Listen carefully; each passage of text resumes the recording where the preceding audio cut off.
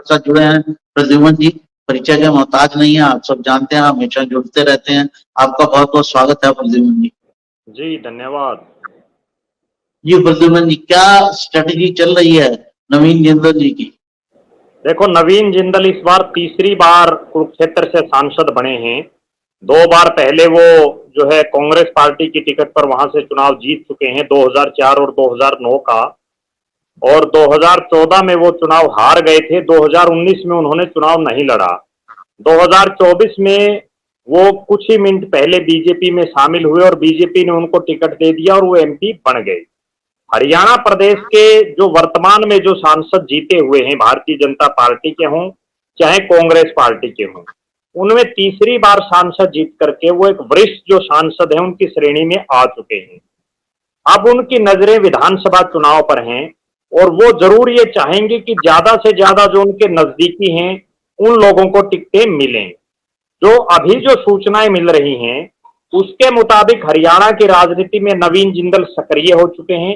एक वो दौर था जब ओम प्रकाश जिंदल का हरियाणा प्रदेश की राजनीति में अच्छा खासा दबदबा था। ओम प्रकाश जिंदल हिसार की धरती के नलवा गांव में जन्म लेकर के पहले हिसार से विधायक बने और हिसार से जो है लगभग 200 150 200 किलोमीटर दूर जाकर के कुरुक्षेत्र से वो जाकर के सांसद बने। उसके बाद वो हरियाणा प्रदेश के हिसार से फिर विधायक बने। 2000 में 2005 में फिर विधायक बने और प्रदेश की सरकार में मंत्री बने। उसके बाद एक हेलीकॉप्टर हादसे में उनका देहांत हो गया। अब जो नवीन जिंदल की जो नजरें हैं, जो उनके पिताजी की जो राजनीतिक जमीन थी उसको आगे बढ़ाते हुए अपने परिवार के और अपने जो नजदीकी हैं उनमें ज्यादा से ज्यादा लोगों को भारतीय जनता पार्टी को टिकट दिलाएं, इस तरह का वो कार्य करने जा रहे हैं। अभी की जो सूचनाएं हैं उसके मुताबिक 3 विधानसभा की सीटें कुरुक्षेत्र लोकसभा के इतर जिन पर उनकी नजरें हैं और तीनों सीटों पर जो उनके पारिवारिक सदस्य हैं उनको वो चुनाव लड़वाना चाहते हैं। जिनमें सबसे बड़ी जो सीट की चर्चा है वो है हिसार शहर, जहां से खुद ओम प्रकाश जिंदल कई बार विधायक रहे, जहां से उनकी माताजी सावित्री जिंदल विधायक रही, मंत्री रही, दोनों पति पत्नी दोनों। और अब एक बार फिर से यहां से सावित्री जिंदल दोबारा से चुनावी तैयारियों में जुट गई हैं। नवीन जिंदल की यह भरसक कोशिश रहेगी कि उनकी माताजी श्रीमती सावित्री जिंदल को हिसार से टिकट मिले। हिसार से जो बीजेपी के विधायक हैं, दूसरी बार लगातार बने हैं, डॉक्टर कमल गुप्ता, उनकी परफॉर्मेंस कोई बहुत ज्यादा खास नहीं रही। मंत्रिमंडल के में मंत्री के तौर पर भी और विधायक के तौर पर भी हिसार में वो कोई बहुत लंबा चौड़ा विकास का कार्य नहीं करवा पाए। केवल एयरपोर्ट और बस स्टैंड को नई जगह बनाने की बातें करके अपना 10 साल का कार्यकाल उन्होंने लगभग पूरा करने का काम किया है। अब हिसार की जनता भी ये मान रही है कि जिंदल परिवार अगर आता है हिसार की सीट पर तो भारतीय जनता पार्टी ये सीट जीत सकती है, वरना डॉक्टर कमल गुप्ता के लिए बहुत कांटे उनकी राह में हैं। निश्चित रूप से हिसार की सीट पर सबसे पहली और सबसे बड़ी नजर नवीन जिंदल की होगी और जहां तक मेरी सूचना है सावित्री जिंदल यहां से भारतीय जनता पार्टी की टिकट के लिए हर संभव कोशिश करेंगी और वो टिकट मिलने की भी उनको पूरी संभावना है। दूसरी जिस सीट पर नजरें हैं नवीन जिंदल की वो सीट है रोहतक शहर की।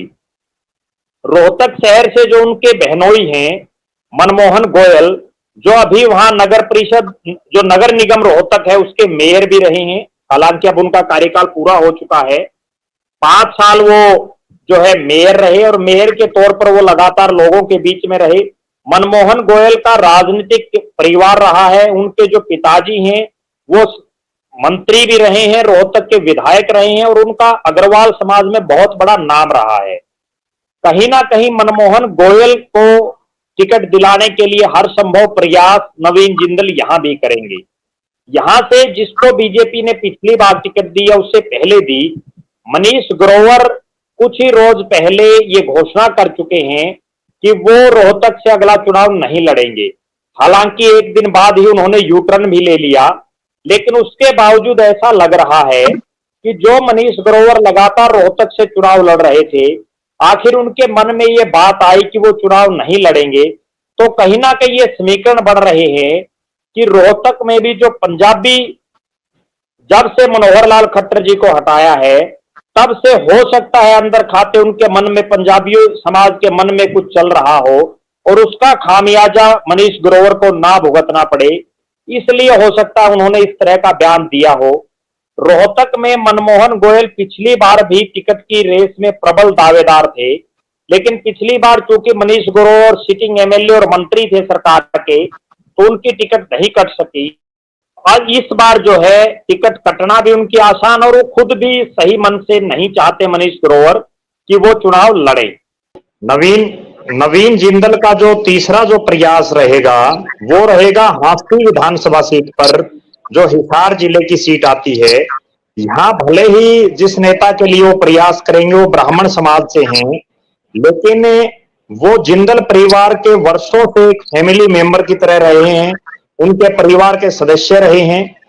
Lieutenant general retired doctor DP Vats जो राज्यसभा के सांसद रह चुके हैं, और जो अग्रोहा मेडिकल कॉलेज है उसमें वो करता धरता है, तमाम जो है अग्रोहा मेडिकल कॉलेज के वो सीईओ हैं। निश्चित रूप से पूरी देखरेख वही डीपी वत्स कर रहे हैं, इतनी बड़ी संस्था के, और वर्षों से वो कर रहे हैं।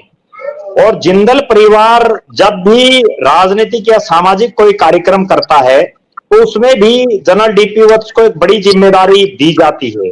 अभी अगर मैं बात करूं कुरुक्षेत्र लोकसभा क्षेत्र के चुनाव की, तो नवीन जिंदल तो टिकट मिलने के तुरंत बाद विदेश में चले गए थे। वहां पूरे चुनाव को मैनेज और पूरे चुनाव को लड़ने का काम जनरल डीपी वत्स ने ही किया, और उनको भारतीय जनता पार्टी ने कुरुक्षेत्र लोकसभा क्षेत्र का सह प्रभारी भी बना रखा था बीजेपी संगठन ने। और उन्होंने 9 की 9 विधानसभा क्षेत्रों में पूरा प्रचार और प्रसार किया। खुद उनका गांव थुराना हांसी विधानसभा क्षेत्र में पड़ता है, और यहां से उनको टिकट मिलने की इसलिए बहुत ज्यादा संभावनाएं दिखाई दे रही हैं क्योंकि यहाँ के जो वर्तमान विधायक हैं विनोद भ्याणा, वो लगातार विवादों में रहे हैं। अभी भी एक बहुत बड़ा विवाद उनके साथ जुड़ा हुआ है, जिसमें हांसी में कोई एक जमीन पर कब्जे को लेकर के एक बहुत बड़ी कार्रवाई की गई, जिसमें गोली तक चलाने की बातें चली कि विधायक के ऊपर गोली चलाने का प्रयास किया गया। और इस तरह से वो लगातार, उसके बाद जब कांग्रेस के जो वर्तमान सांसद हैं जयप्रकाश जेपी, उन्होंने भी उनको जो है कब्जाधारी और डकैत इस तरह की काफी संज्ञाएं दी। कुल मिलाकर के हांसी में जो माहौल है वो ये है कि पिछले अपने 5 साल के लगभग कार्यकाल में विनोद भ्याणा विकास के नाम पर कुछ नहीं करवा पाए। उन्होंने बहुत से गांव में आपसी पार्टीबाजी करवाने का काम किया, और जो जिला बनाने की सबसे बड़ी मांग थी वो पूरी नहीं करवा पाए। कहीं ना कहीं ये कहा जा सकता है कि इस सीट पर एक ब्राह्मण चेहरे के रूप में, एक फौज के जनरल के रूप में, और जिनका खाप पंचायतों में अपना एक बहुत बड़ा नाम है, जनरल डीपी वत्स को यहां जिंदल परिवार टिकट के लिए बहुत ज्यादा उनकी मदद कर सकता है। ये 3 सीटें तो ऐसी थी जिन पर जिंदल परिवार की बड़ी भारी निगाहें दिखाई दे रही हैं, विशेषकर नवीन जिंदल की। इनके इतर एक चौथी सीट और है जिसके बारे में जिंदल परिवार, नवीन जिंदल सोच सकते हैं, और वो सीट है उनका जो पैतृक गांव है नलवा। नलवा जो विधानसभा क्षेत्र है उसको परिसीमन में बढ़वाने में सबसे बड़ा योगदान नवीन जिंदल का था, और जिंदल साहब की वजह से ही नलवा विधानसभा सीट का नाम नलवा रखा गया, इस सीट को बनाया गया। और उस समय ऐसी संभावनाएं भी थी कि जिंदल परिवार इस सीट से भी चुनाव लड़ सकता है, क्योंकि इस सीट पर शहर का भी एक बड़ा हिस्सा आता है, और खुद नलवा ओम प्रकाश जिंदल और नवीन जिंदल का गांव है। हालांकि नलवा जो विधानसभा क्षेत्र है इसमें अभी तक जो जिंदल परिवार की तरफ से कोई गतिविधि राजनीतिक रूप से दिखाई नहीं दे रही, लेकिन उसके बावजूद वो नलवा गांव के किसी व्यक्ति पर या अपने परिवार के किसी व्यक्ति को इस क्षेत्र में भी आगे कर सकते हैं, क्योंकि यहाँ के जो बीजेपी के विधायक हैं, जो विधानसभा में डिप्टी स्पीकर हैं रणबीर सिंह गंगवा, उनका कार्यकाल भी ठीक ठाक नहीं रहा, वो भी लगातार विवादों में रहे, किसान आंदोलन में भी वो बड़ी चर्चा में रहे, और पूरे नलवा विधानसभा क्षेत्र में जिस तरह की सुविधाओं का टोटा उनके कार्यकाल में रहा, जन सुविधाओं का, वो कहीं ना कहीं उनके आड़े आ सकता है। इन 4 सीटों के अलावा 9 विधानसभा की सीटें जो कुरुक्षेत्र पार्लियामेंट की हैं, जिसमें 4 सीटें कैथल जिले की, 4 सीटें कुरुक्षेत्र की और 1 सीट यमुनानगर की। उन 9 में से भी कहीं ना कहीं नवीन जिंदल की एक कोशिश जरूर रहेगी कि एकाध सीट पर अपने किसी चहेते को वो टिकट दिलाएं, क्योंकि वो वहां से तीसरी बार सांसद बने हैं। लिहाजा उनके खासम खास लोग उस क्षेत्र में भी अलग अलग विधानसभा क्षेत्रों में हैं, लेकिन वहां उनको दिक्कत ये है कि कई विधानसभा क्षेत्रों में बीजेपी के पास भी स्थापित नेता है, जिसकी वजह से उनको टिकट कटवाने में थोड़ा जोर ज्यादा आएगा। इसलिए उनकी नजरें ये जो 4 सीटें हैं इनमें कहीं ना कहीं ज्यादा दिखाई दे रही हैं। जी प्रद्युमन जी, आपने जो नाम बताए इनमें से जिताऊ कैंडिडेट कितने हैं? क्योंकि अगर देखा जाए तो हांसी में सिटिंग एमएलए बीजेपी का है, हिसार में सिटिंग एमएलए है, नलवा में सिटिंग एमएलए है, एक सीट आपने और भी रोहतक में एक रोहतक सीट ही खाली बचती है, उसमें भी अब देखिए क्या स्थिति बनती है। अभी मनीष ग्रोवर की हमने एक सर्वे करवाया था, इतनी बुरी स्थिति तो नहीं है कि लोग उनको पसंद नहीं कर रहे हैं।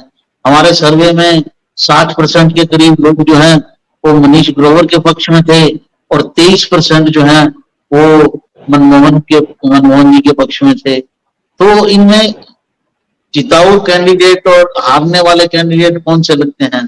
क्योंकि इस बार बीजेपी को एक एक सीट की जो है वो जरूरत है। देखो, ये जो 4 सीटें हैं इनमें पार्टी जातीय समीकरणों के हिसाब से ही टिकट देगी, क्योंकि हिसार की जो सीट है वहां पहले ही अग्रवाल समुदाय का प्रत्याशी है, तो लिहाजा वहां रिप्लेस करने में कोई बहुत ज्यादा जो है पार्टी को दिक्कत भी नहीं आएगी। लेकिन एक बहुत बड़ी जो बात है वो ये है कि डॉक्टर कमल गुप्ता के भी आरएसएस के जो बड़े अधिकारी हैं उनके साथ पारिवारिक संबंध हैं।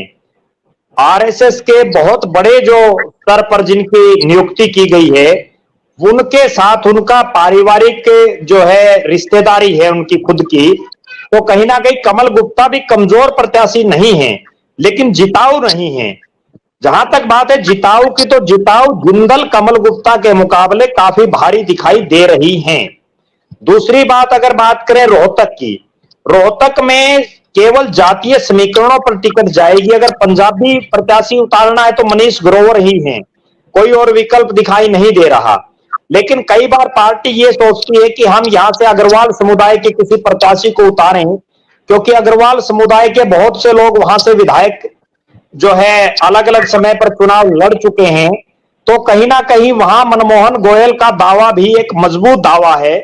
हार जीत की वहां पोजीशन ये है आज के दिन कि वहां कांग्रेस का प्रत्याशी दोनों ही, चाहे मनमोहन गोयल हो और चाहे मनीष ग्रोवर हो, दोनों पर कांग्रेस का प्रत्याशी कहीं ना कहीं भारी पड़ता दिखाई दे रहा है।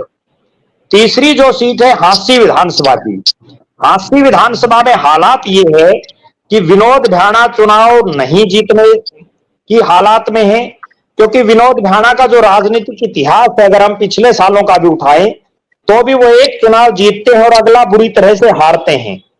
कहीं ना कहीं जिस तरह के विरोध के सवर हांसी में विनोद भाना के खिलाफ दिखाई दे रहे हैं, उससे डीपी वत्स को एक बेनिफिट ये है कि उनको, चूंकि वो खाप पंचायतों से जुड़े हुए हैं, और दूसरी जो बड़ी बात है वो ये है कि उन्होंने जो विशेषकर किसानों और जाटों के जो बड़े बड़े गांव हैं उनमें उन्होंने अपने एमपी लेड का भी बड़ा पैसा दिया है।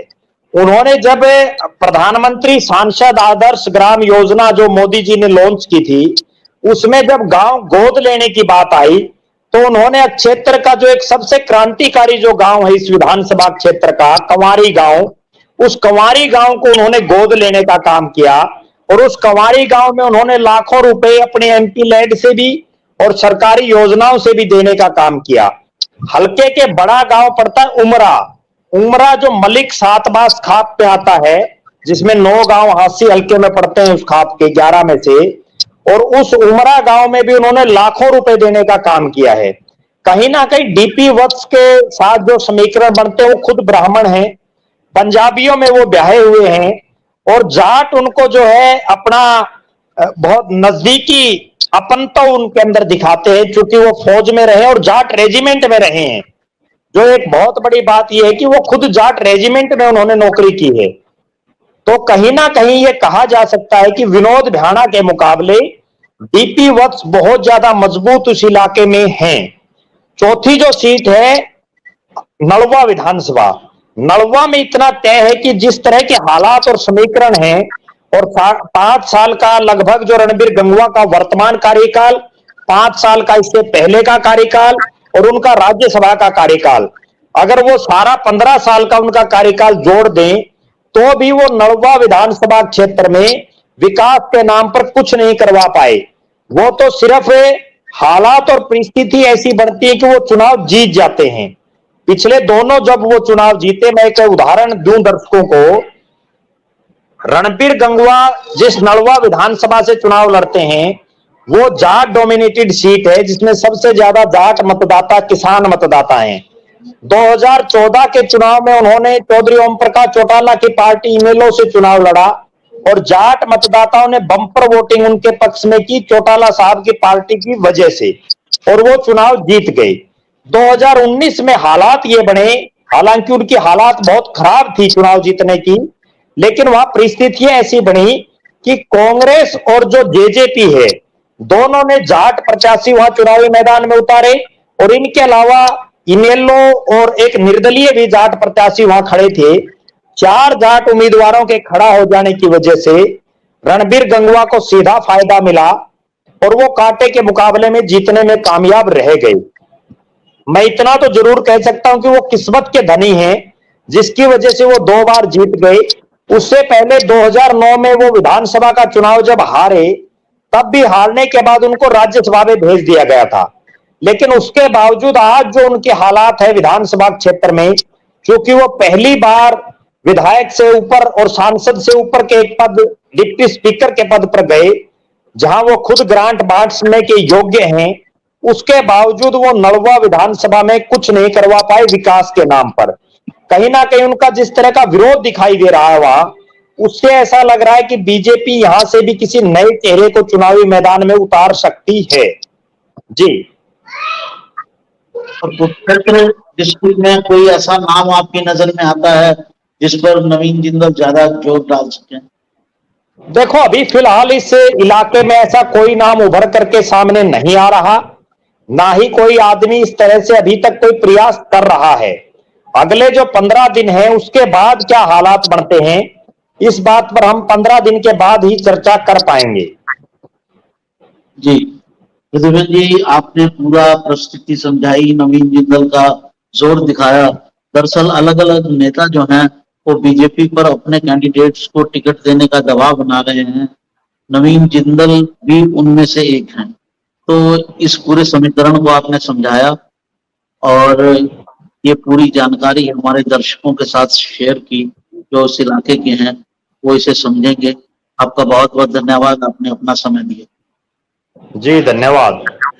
साथियों, हमारा प्रोग्राम पसंद आया हो तो लाइक कीजिए और सब्सक्राइब तो जरूर कीजिए अगर आपने अब तक सब्सक्राइब नहीं किया है। नमस्कार।